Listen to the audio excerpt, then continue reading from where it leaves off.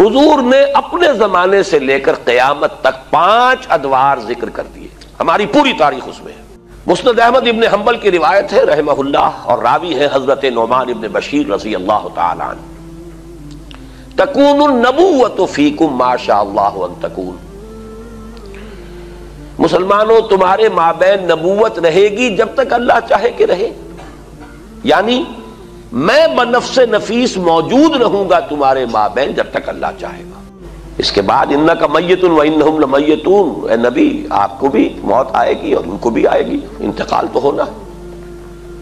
فرمایا ثم یرفع اللہ اذا شاء یرفعها، پھر اللہ جب چاہے گا اس نبوت کو اٹھا لے گا، یعنی میرا انتقال ہو جائے گا، وصال ہو جائے گا صلی اللہ علیہ وسلم، وفداہ آباؤنا و امہاتنا۔ پھر دوسرا دور آپ نے فرمایا ثم تکون خلافتا علی منہاج النبوۃ، پھر دور ہوگا خلافت کا جو نبوت کے نقش قدم پر ہوگی۔ یہ الفاظ بڑے اہم ہیں، عام طور پر ہمارے ہاں جو لفظ زیادہ معروف ہے اور بول چال میں زیادہ آتا ہے وہ خلافت راشدہ آتا ہے۔ اس سے اچھی طرح نوٹ کر لیجئے یہ اصطلاح حدیث میں نہیں آئی ہے، خلفائے راشدین کا لفظ آیا ہے، علیکم بسنتی و سنت الخلفاء الراشدین المہدیین، اے مسلمانوں تم پر لازم ہے کہ میری سنت کا اتباع کرو اور میرے خلفائے راشدین المہدیین کی سنت کا اتباع کرو، لازم ہے تم پر۔ لیکن خلافت کے ساتھ جو صفت آئی ہے وہ یہاں نوٹ کیجئے، یہ عام نہیں ہے، اس کو اب ہم عام کر رہے ہیں اپنی مطبوعات کے ذریعے سے۔ خلافت علی منہاج النبوہ، منہاج منہج راستہ طریقہ، بعین ہی نبوت کے نقش قدم پر خلافت۔ یہ بعین ہی کا لفظ اس قدر زور دے کر میں نے کیوں ادا کیا ہے اس کو سمجھ لیجئے۔ خلافت راشدہ میں وہ نظام جو محمد عربی صلی اللہ علیہ وسلم نے بنفس نفیس قائم کیا، بعین ہی بتمام ہی بکمال ہی جو کا تو قائم رہا ہے۔ اس میں ایک مثال آپ کو دے دیتا ہوں کہ جب حضرت ابو بکر رضی اللہ تعالیٰ عنہ کے عہد خلافت میں مانعین زکوٰۃ کا فتنہ اٹھا، حضرت عمر جیسے شخص نے بھی رضی اللہ تعالیٰ عنہ مصلحت اندیشی کا مشورہ دیا کہ حالات کو دیکھیے، 2 محاذ پہلے کھلے ہوئے ہیں، آپ نے جیش اسامہ بھی بھیج دیا، اس لیے کہ حضور نے تیار کیا تھا۔ حضرت ابو بکر نے فرمایا کیسے ممکن ہے جو جیش اور جس کا علم دیا ہو حضور نے اپنے دست مبارک سے، میں اسے روک دوں؟ پھر جو جھوٹی نبوتوں کے دعوے دار کھڑے ہو گئے ان سے تو ہمیں لڑنا ہی ہے، ہر صورت لڑنا ہے، ان کا کفر تو بالکل واضح ہے، ازہر من الشمس ہے۔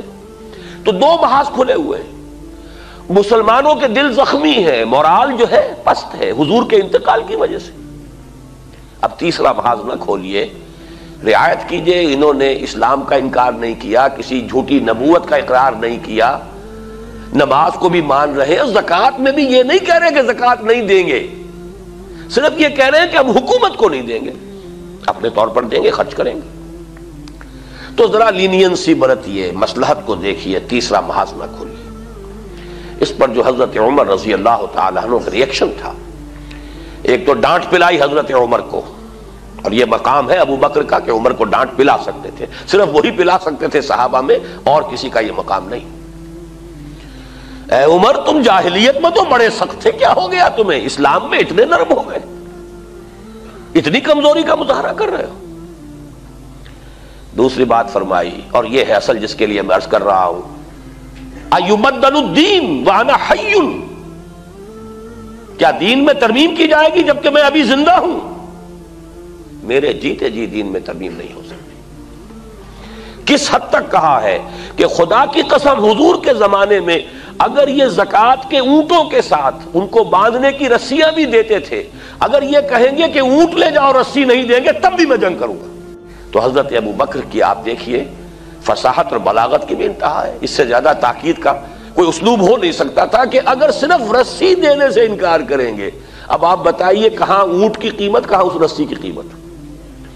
اتنی ترمیم بھی مجھے گوارا نہیں ہے، اور خدا کی قسم اگر کوئی اور میرے ساتھ نہیں چاہے گا میں تنہ تنہا جاؤں گا اور جنگ کروں گا۔ بہرحال میں نے یہ وضاحت کی کس لیے؟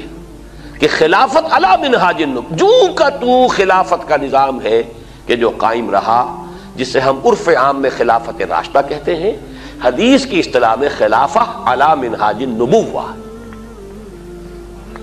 یہ نظام دوسرا تھا۔ حضور نے فرمایا یہ بھی رہے گا جب تک اللہ چاہے گا، پھر یہ بھی ختم ہو جائے گا۔ ثم یرفع اللہ اذا شاء یرفع، پھر اسے بھی اللہ اٹھا لے گا۔ اس کے بعد آیا تیسرا دور۔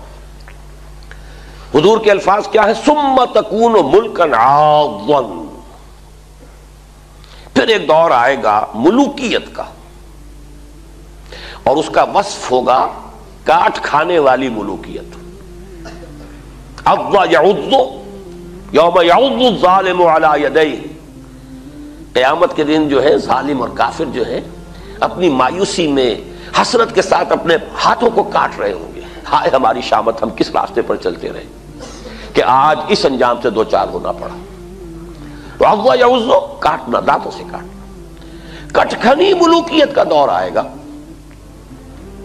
فتکون ما شاء اللہ ان تکون، پھر وہ بھی رہے گی جب تک کہ اللہ چاہے گا کہ رہے۔ ثم یرفع اللہ اذا شاء یرفع، پھر اللہ تعالیٰ جب چاہے گا اسے بھی اٹھا لے گا۔ اس سے مراد کیا ہے؟ خلافت راشدہ یا خلافت علی منہاج النبوہ کے بعد جس نظام کو عرف عام میں خلافت کہا جاتا ہے، حدیث نبوی نے اسے ملوکیت سے تعبیر کیا۔ خلافت تو ایک معنی میں ہم اس کو کہہ سکتے ہیں، یہ بھی میں کل اس نقطے پہ مزید گفتگو کروں گا جب خلافت کی حقیقت، اس کے شرائط بیان کروں گا، اس لیے کہ کتاب و سنت کی ٹوٹل بالادستی وہاں موجود تھی۔ خلافت بنو امیہ میں بھی تھی، خلافت بنو عباس میں بھی تھی، خلافت عثمانیہ میں بھی رہی ہے، لیکن یہ ہے کہ وہ نظام جو ہے دولت کی تقسیم کا نظام بدل گیا، اور یہ در حقیقت ملوکیت یوں سمجھیے کہ دور بنو امیہ جو ہے 90 برس ہیں اس کے، یہ ٹرانزیشن کا ایک پیریڈ ہے، عبوری دور ہے۔ خلافت علی منہاج النبوہ سے ملوکیت تک پہنچتے پہنچتے ایک دن میں تو بات نہیں ہو گئی تھی نا۔ دور بنو امیہ جو ہے ٹرانزیٹری پیریڈ ہے، اصل ملوکیت جا کر جو جمی ہے وہ دور بنو عباس سے، جب محل بنے اور ٹھاٹ جمے، وہ دور در حقیقت، ورنہ اس سے پہلے عربی حضارت اور بدویت جو ہے دور بنو امیہ میں برقرار تھی۔ لیکن بہرحال ظالم حکومت تھی، اس میں تو کوئی شک نہیں، میں چند اس کے اشارے کر رہا ہوں۔ جو کچھ ہوا حسین ابن علی رضی اللہ تعالی عنہما کے ساتھ کربلا میں، اور یہ تو چونکہ ان کا ذکر جو ہے بہت زیادہ ہوتا ہے، ہر سال جو ہے خاص اہتمام سے ہوتا ہے، اس لیے بچہ بچہ واقف ہے۔ وہی کچھ ہوا حضرت عبداللہ ابن زبیر کے ساتھ مکہ مکرمہ میں، عین مکہ مکرمہ میں ذبح کیے گئے ہیں، حرمت حرم مکی کو بٹا لگا ہے۔ پھر واقعہ ہررا ہوا ہے، 3 دن تک مدینے کو لوٹ مار کیا گیا، اور مدینے کے اندر خواتین کی بے حرمتی ہوئی، واقعہ ہررا۔ حرم نبوی جو ہے اس کی بے حرمتی ہوئی۔ پھر حجاج ابن یوسف کے ہاتھوں سینکڑوں تابعی شہید کیے گئے۔ تو تاریخ کے حقائق ہیں، اور میرے لیے اس سے بھی کہیں زیادہ دردناک اور تاریخ کے اعتبار سے کہیں زیادہ فیصلہ کن ظلم جو تھا، محمد ابن قاسم کو بلا کر شہید کر دیا۔ وہ نوجوان، ٹین ایجر نوجوان جو آیا تھا، فاتح تھا، اور اتنا نیک، اتنا پارسا، ہندوؤں نے اپنے ذہن کے مطابق اسے اوتار کا درجہ دیا۔ وہ تو اپنے ذہن سے سوچیں گے نا، مورتیاں بنا کر مندروں میں رکھ دی گئیں جن کو پوجا جا رہا تھا۔ ایسا نیک، اتنا صالح، اتنا پارسا، ایسا متقی، ایسا عادل حکمران، اگر کہیں انہیں موقع مل گیا ہوتا تو اسی وقت ہندوستان پورا فتح ہو جاتا۔ لیکن ملوکیت کو سب سے بڑا خطرہ لاحق ہو جاتا ہے اگر کوئی شخص اتنا پاپولر ہو گیا تو ہمیں خطرہ ہے، ہمارے اقتدار کو خطرہ ہے۔ وہاں تو سوچنے کا انداز یہ ہوگا کیا جرم تھا محمد ابن قاسم کا، تاریخ خاموش ہے، بے گناہ بلایا گیا، شہید کر دیا۔ یہی ہوا بعینہ ہی موسیٰ ابن نصیر کے ساتھ رحمت اللہ علیہ، جس نے کہ شمالی افریقہ کا اکثر و بیشتر حصہ فتح کیا تھا، اور اس کے ایک ادنا کمانڈر تھے طارق ابن زیاد، طارق جو بر کنارہ اندلس سفینہ سوخت، جس نے پورا جو ہے آئیبیرین پیننسولا فتح کیا ہے۔ موسیٰ ابن نصیر کو بھی بلا کر جان بخشی کر دی گئی، بوڑھے تھے بہت، ورنہ یہ کہ اتنا ذلیل کیا گیا ہے، تیز دھوپ میں کھڑا رکھا گیا ہے، بے ہوش ہو کر نیچے گرے۔ خطرہ دونوں سے ایک ہی بات کا تھا کہ ہماری بادشاہت کو ان افراد کی یہ پاپولیرٹی جو ہے اس سے خطرہ لاحق ہو گیا۔ یہ ہے وہ، ابھی تو یہ دور میں ابھی بنو امیہ کی بات کر رہا ہوں ساری، پھر جو بھی ٹھاٹھ جمے ہیں اور جو عیش ہوئے ہیں، اور کوہ قاف کا سارا نسوانی حسن جو ہے جو بغداد کے محلوں میں آیا ہے، پھر رقص و سرود جو بھی ہوا ہے، سب کچھ سب کو معلوم ہے۔ الف لیلہ جو ہے بغداد کی 1000 راتیں جو ہے، یہ ساری کی ساری داستانیں ذہن میں رکھ لیجئے۔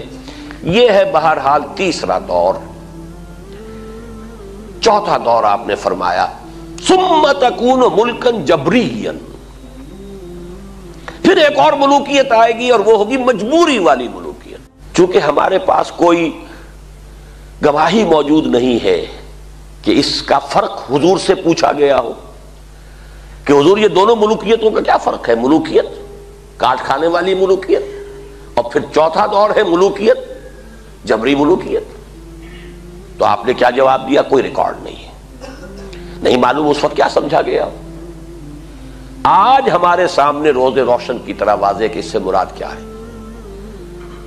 پہلا ملوکیت کا دور وہ تھا کہ ملوک مسلمان تو تھے، کلمہ گو تو تھے، پھر ملوکیت جو آئی ہے ہم پر وہ غیر مسلموں کی حاکمیت اور غلامی، western imperialism, European powers, colonial powers, برطانیہ کے غلام، فرانس کے غلام، اٹلی کے غلام، ولندیزیوں کے غلام، یہ غلامی، یہ چوتھا دور ہے جس کی کہ حدیث میں خبر دی گئی۔